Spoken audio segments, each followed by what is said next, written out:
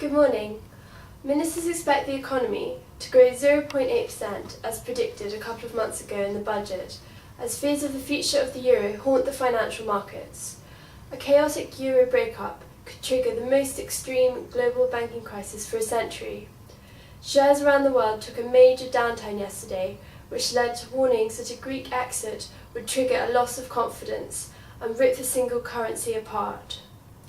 The Treasury is preparing for more downgrades to Britain's gloomy economic outlook as the European debt crisis threatens to extend the recession. It could create a 100 billion hit to the UK's national income. In property news, home buyers can prepare for interest rates to stay at their record low until the end of 2013 and maybe even into 2014.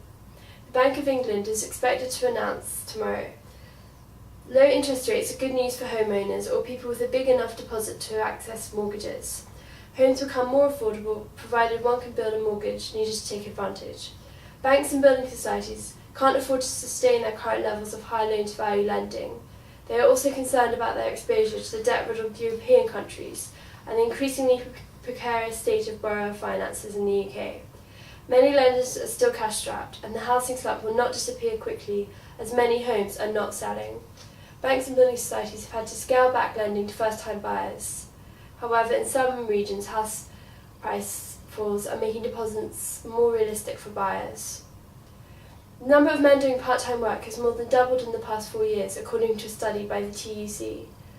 Latest official figures indicate that 1.4 million people were working part-time because they cannot find full-time employment, the highest since records began in 1992. And finally, major concerns have been raised over the Coalition's work programme.